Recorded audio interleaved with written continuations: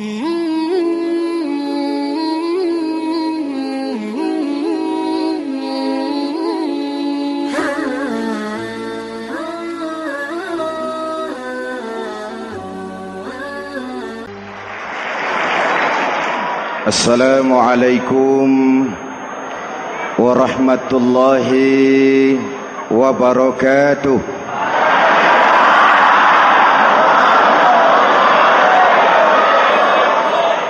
Alhamdulillahi rabbil alamin. Wassalatu wassalamu ala asyrafil mursalin Sayyidina wa maulana Muhammadin wa ala alihi wa sahbihi ajmain, amma ba'du. Para ulama yang saya muliakan, hadirin hadirat ma'asyiral muslimin yang saya cintai, banyak kita alami perubahan-perubahan yang terjadi, baik perubahan yang menyangkut sosial budaya, lebih-lebih yang menyangkut sosial politik. Yang tidak banyak mengalami perubahan adalah sosial ekonomi. Bahkan angka kemiskinan kita naik menjadi 3/5 dari total penduduk kita hidup di bawah garis kemiskinan, dan 20% diantaranya miskin mutlak. Perubahan-perubahan yang terjadi menyadarkan kita kepada kebenaran Al-Quran ketika Allah menyatakan wa tilkal ayyamu nudawiluha bainan nas. Hari itu kami putar di antara manusia. Ada saat datang, ada waktu pergi. Ada hari lahir, ada saat kembali, ada waktu dilantik, ada saat menyerahkan jabatan. Hari kami putar di antara manusia dan hidup cuma sekadar menunggu giliran. Soalnya kemudian di tengah perubahan-perubahan yang terjadi begitu cepat, what must we do now?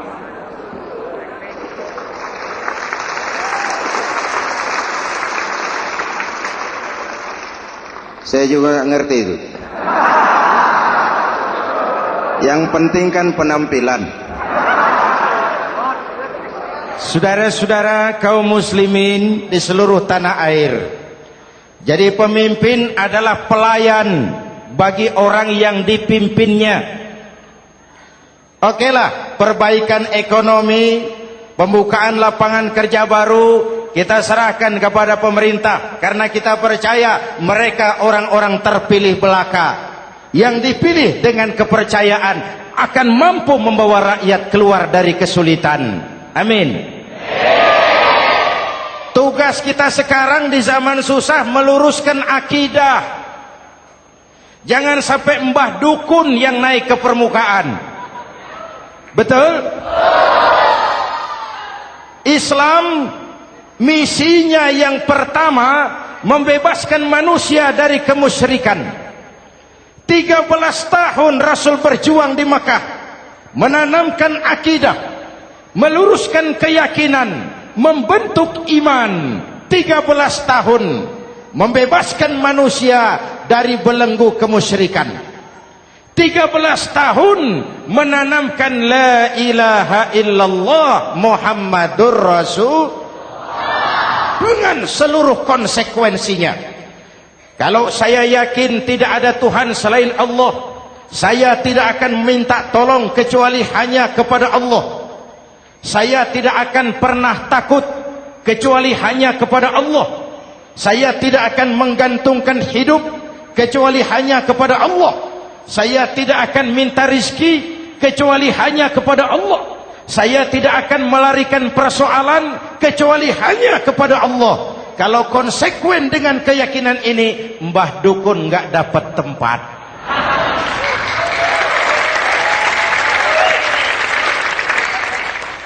Akur? Ayo lihat secara sederhana. saya sandaran di tiang, tiangnya ambruk, sayanya jatuh. Saya sandaran di tembok, temboknya runtuh, saya juga runtuh. Saya sandaran kepada orang kaya, dia jatuh miskin, saya bangkrut. Saya sandaran kepada jenderal, dia pensiun, saya selesai. Tapi kalau saya sandaran hanya kepada Allah, Allah tidak akan pernah miskin, Allah tidak akan pernah lumpuh, Allah tidak akan pernah terpuruk, dan Allah tidak akan pernah berkurang kekuasaannya.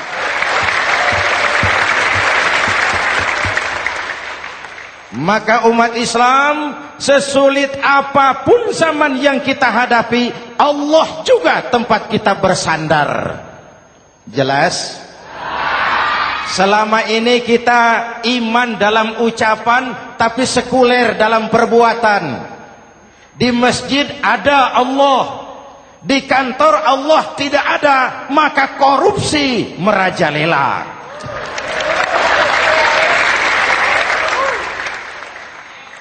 Di masjid ada Allah, di pasar Allah tidak ada, maka timbangan tetap curang. Kita iman dalam ucapan, tapi sekuler dalam perbuatan. Oleh karena itu, sesulit apapun zaman yang kita hadapi, iman jugalah pegangan kita, Allah juga tempat kita bersandar.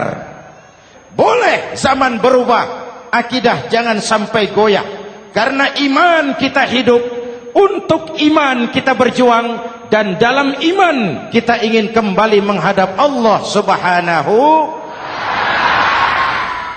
Selama ini manusia Indonesia kita lebih banyak diisi otaknya, hati sering kosong, agama dangkal, akidah rapuh, moral rendah. Memang kemudian muncul banyak orang-orang pintar, cuma sayang tidak benar. Indonesia kita bangkrut, Indonesia kita terpuruk, Indonesia kita sakit parah kalau diurus orang yang cuma pintar tapi tidak benar. Kita perlu orang-orang pintar, tapi kita lebih perlu orang benar. Jelas? Kalau cuma pintar tapi tidak benar, itu yang sering saya sampaikan, nanti disuruh ngurus beras malah nimbun beras.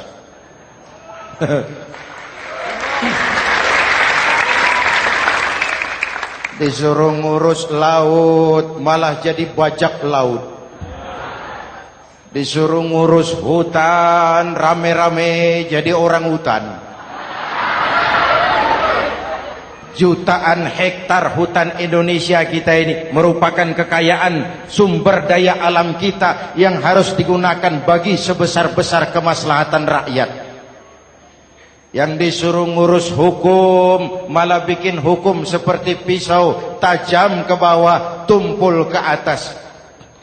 Jangan heran lalu di masyarakat muncul street justice, pengadilan jalanan, sebagai refleksi dari ketidakpuasan melihat sikap hukum yang sangat berpihak. Kalau yang kecil salah, hukum cepat-cepat ditegakkan.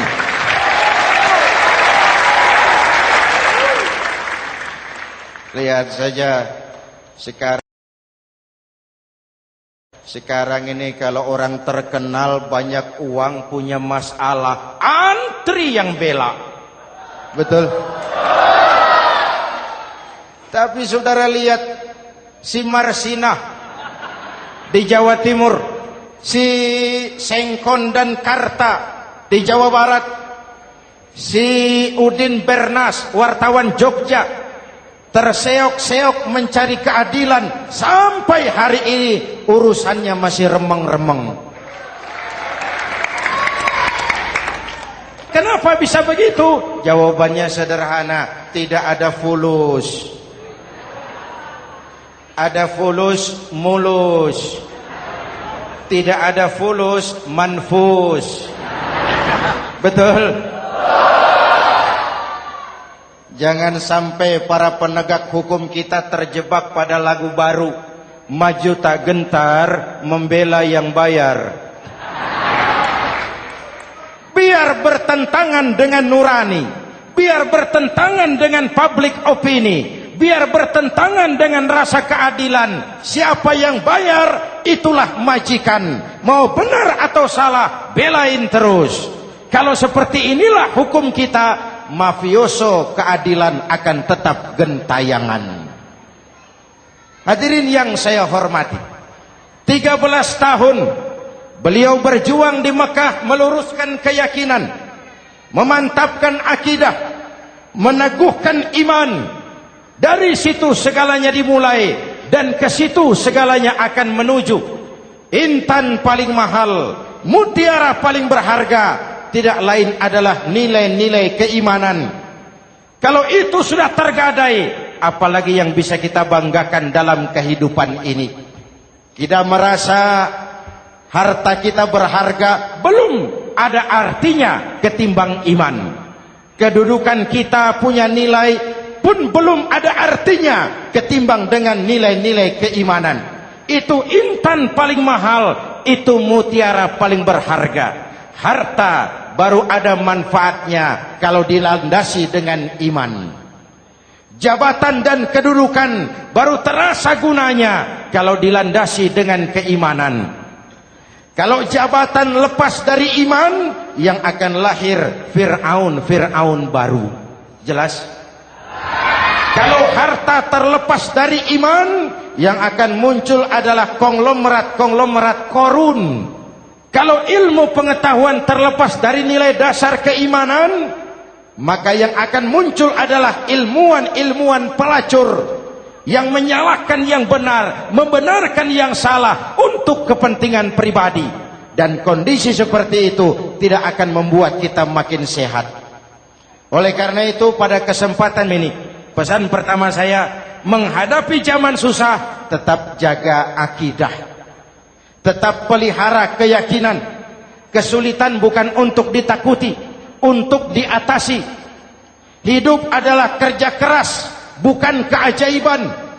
Perubahan tidak akan datang hanya dengan simsalabim abragadabra. Perubahan tidak akan muncul hanya dengan berandai-andai. Perubahan tidak akan turun dari langit seperti turunnya embun di waktu malam. Perubahan adalah kerja keras. Sehingga Al-Quran membimbing kita, innallaha la yughayyiru ma biqaumin hatta yughayyiru ma bi anfusihim. Allah tidak akan mengubah keadaan suatu bangsa kalau mereka tidak mau mengubah apa yang ada di dalam diri mereka. Yang ada di dalam diri itu rule of thinking, state of mind, cara kita berpikir, cara kita memandang kehidupan, cara kita mengatasi persoalan. Hadirin yang saya hormati, inilah iman. Berangkat dari ini kita menyadari, ini ujian buat kita rakyat. Dan kita rakyat Indonesia ini kalau sama susah sih sudah kenyang. Ya Pak? Ya Pak? Kita ini sebagai bangsa mengalami apa yang disebut oleh Bung Karno up and down. Naik, turun, timbul, tenggelam, pasang, surut. 350 tahun dijajah oleh Belanda, kita susah. Berangkat Belanda, masuk Jepang, susah lagi. Pergi Jepang, datang nikah, susah lagi. Lalu kita merdeka, dirongrong oleh berbagai pemberontakan, susah lagi.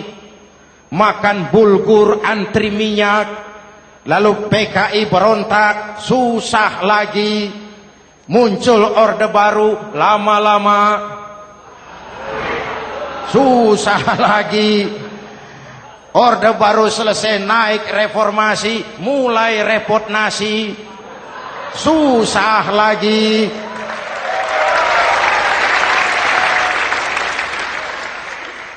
Kalau susah kita ini sudah akrab, sudah intim. Mestinya kalau sudah susah seperti itu, jangan salah sikap menyikapi kesusahan.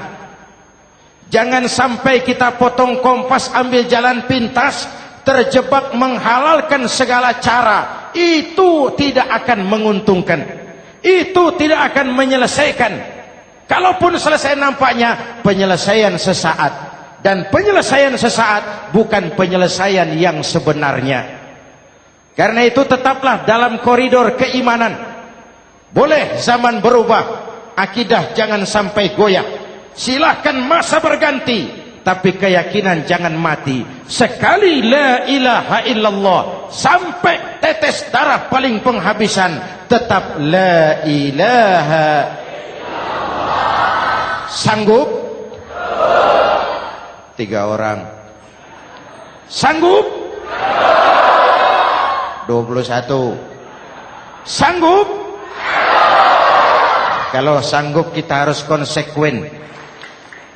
Saudara-saudara di seluruh tanah air, misi yang kedua dari Islam setelah membebaskan manusia dari kemusyrikan, membebaskan manusia dari ras diskriminasi, mengikat manusia dengan tali akidah.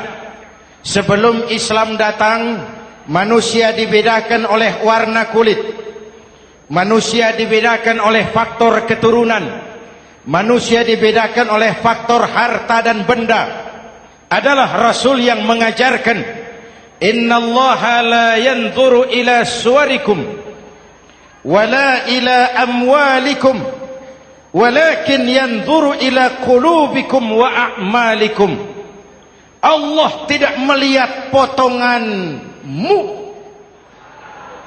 Allah tidak melihat hartamu.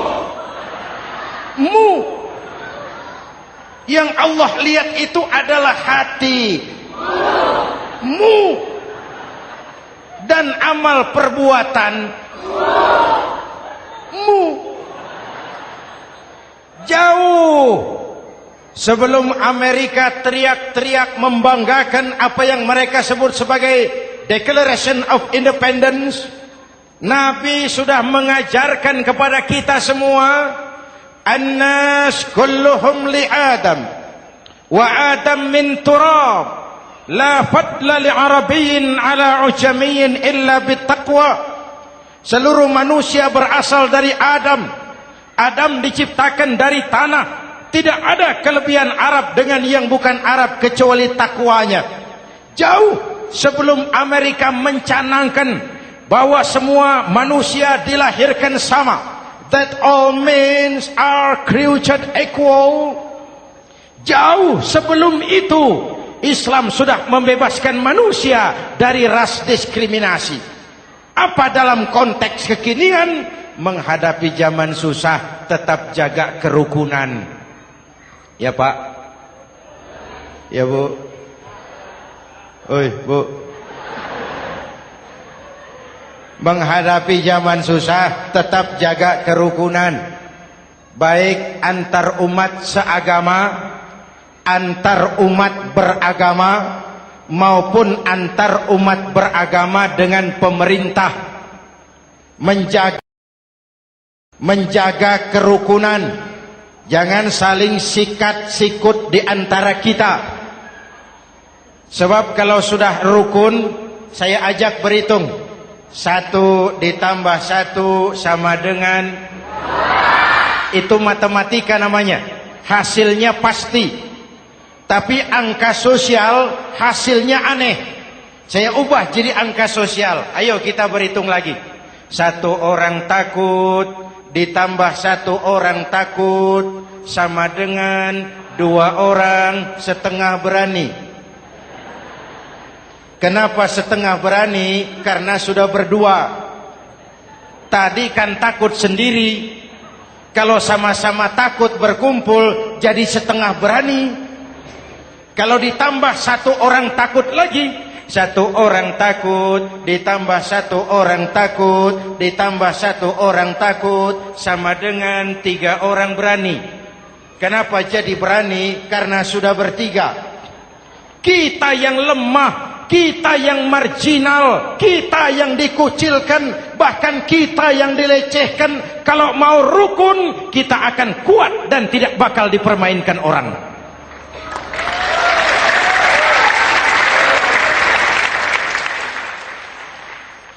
Tapi kalau rukunnya yang satu mau menikam yang lain, saya ajak berhitung lagi. Yuk berhitung yuk.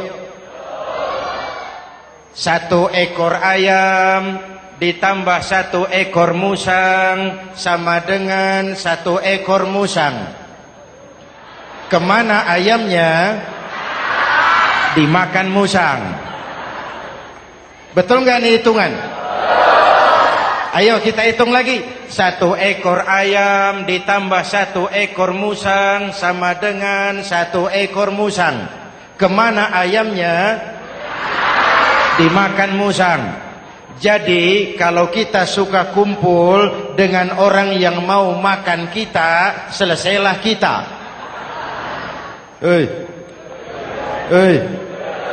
Maka kalau merasa kita ini ayam, yuk kumpul sama-sama ayam, pulang ke kandang ayam. Kalau ada ayam kumpul ke kandang musang, itu namanya ayam minum baygon. Jelas?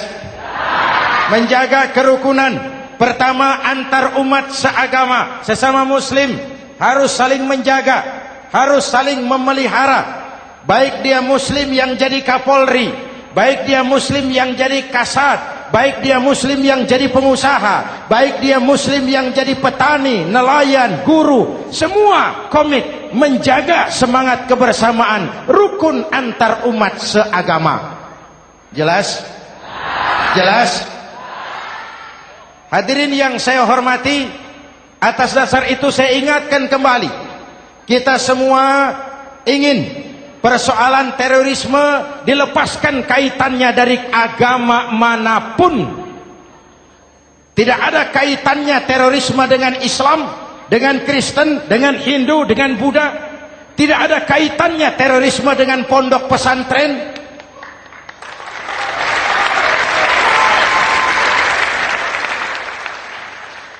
Jangan sampai pesantren jadi kambing hitam. Karena sejak zaman penjajahan, pesantren sudah terbukti memberikan kontribusi bagi perjuangan memerdekakan rakyat Indonesia. Rukun antar umat seagama. Yang kedua, rukun antar umat beragama. Islam ini rahmatan lil. Jangankan manusia walaupun berbeda agama, binatang saja dihormati. Ada hadis, fa iza zabahtum fa ahsinuz zibhata. Kalau kamu menyembelih hewan, sembelihlah dengan cara yang terbaik. Jangan menyembelih ayam dengan pisau tumpul. Itu namanya tidak berperi kebinatangan. Yang kecil lagi, saudara buka babul istinja, makruh buang air kecil di tanah yang berlubang. Sebab apa? Pertama, menjaga kesehatan. Siapa tahu di lubang yang saudara buang air kecil itu ada gas beracun. Kalau tidak, melindungi binatang yang ada di dalam lubang. Siapa tahu di lubang yang saudara buang air kecil itu ada semut sedang rapat membahas terorisme. Apa dosanya lalu mati dikencingi? Ini namanya rahmatan lis semut. Binatang saja dilindungi. Maka perbedaan agama tidak harus menyebabkan kita bertolak belakang. Perbedaan agama bukan alasan untuk saling bermusuhan. Apalagi kita sudah menyadari tentang kemajemukan kita, tentang kebinekaan kita, tentang keragaman kita. Rukun antar umat beragama. Saling menghormati, saling menghargai, tapi tetap dalam batas lakum dinukum. Lalu rukun antar umat beragama dengan pemerintah. Hadirin yang saya hormati, yang benar kita dukung, yang salah kita perbaiki dan kita tegur menurut cara-cara yang diajarkan oleh agama kita. Dan sholat berjamaah, pendidikan bernegara yang paling bagus. Tadi kita sholat ada imam, ada makmum, betul? makmum wajib ikut imam kalau imam benar sholatnya. Rakyat wajib ikut pemimpin kalau pemimpin benar mimpinnya. Masyarakat Islam ini loyal. Masyarakat Islam ini bukan pemberontak. Masyarakat Islam ini taat dan setia. Kapan? Kalau imamnya benar. Imam takbir, makmum. Imam ruku, makmum. Imam i'tidal, makmum. I'tidal. Imam sujud, makmum. Tapi kalau imam keliru, mestinya imam ruku malah sujud. Salah imam ini. Tegur. Siapa yang wajib negur? Makmum yang saf terdepan. Anggota DPR.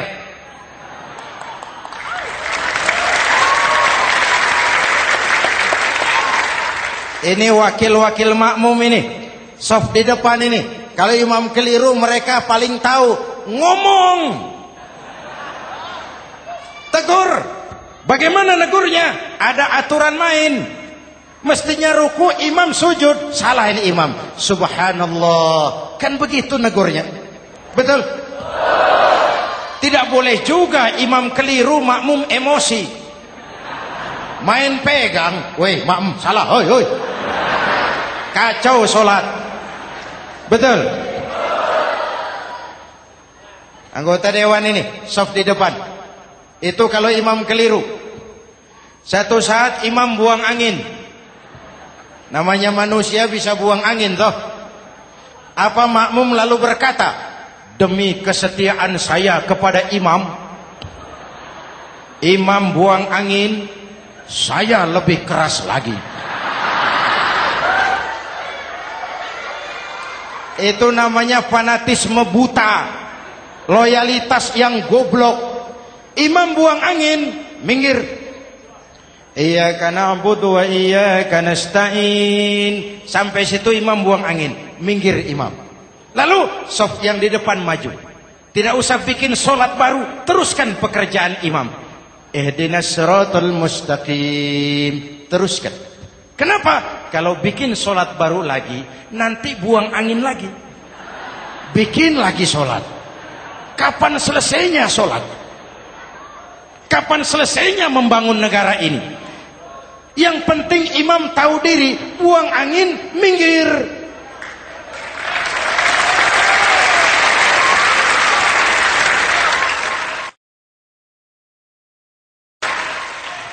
Ini kacaunya solat berjamaah kita sekarang.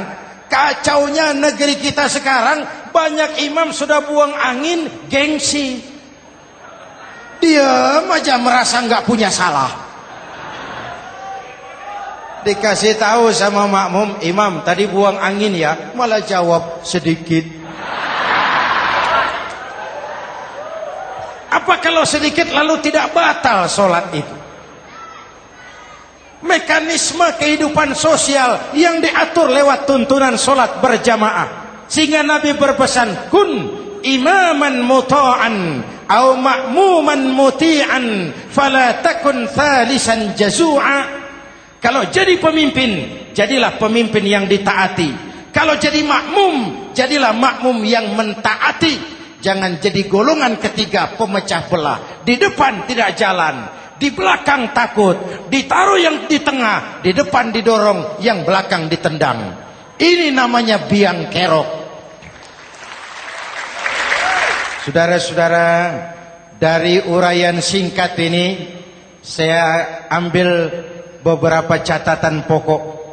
Pertama, kalau ada intan paling mahal, kalau ada mutiara paling berharga dalam hidup kita, itu tidak lain adalah karena keyakinan. Hidup jadi indah, hidup jadi berharga, hidup jadi berarti kalau didasari atas sebuah keyakinan.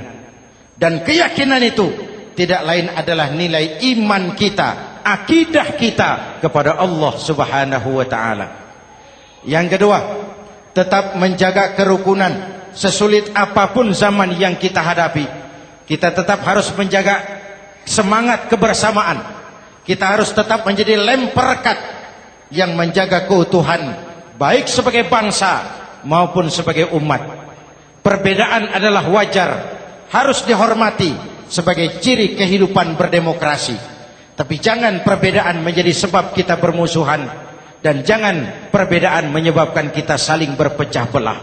Hormati perbedaan, jangan perbedaan dipandang sebagai permusuhan. Dengan akidah yang kuat dan kebersamaan yang kokoh, ayo kita hadapi kesulitan, kita atasi kesulitan, dan dengan kerja keras untuk menyongsong hari esok yang lebih pasti. Mari kita Fatihah, semoga Allah memelihara kita bangsa Indonesia. Ala hadhihi niyah wa ila hadratin Nabi. Al-Fatihah.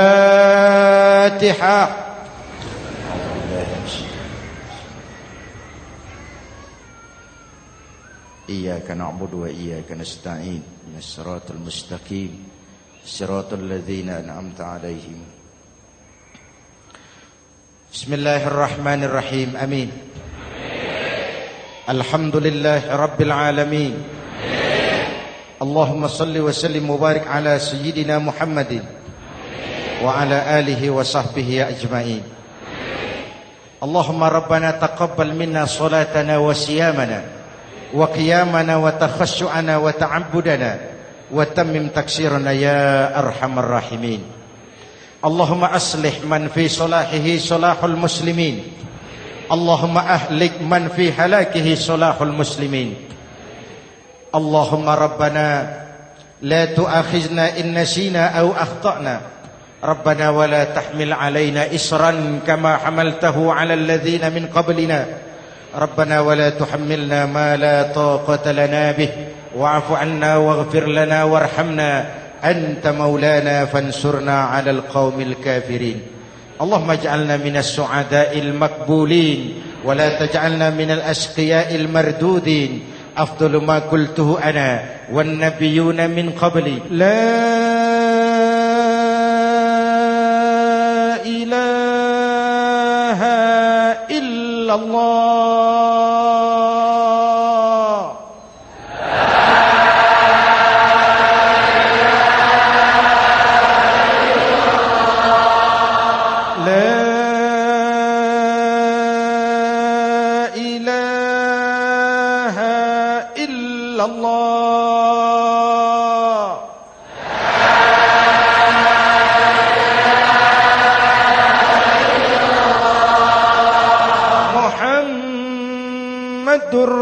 Rasulullah.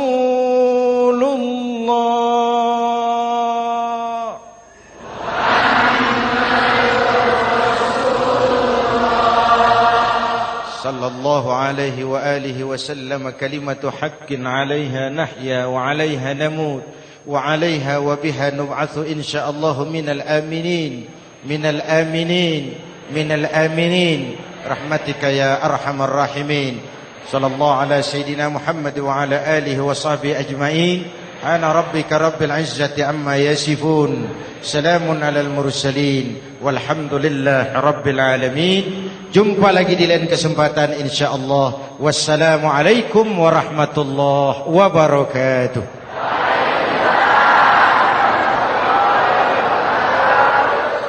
Mm-hmm.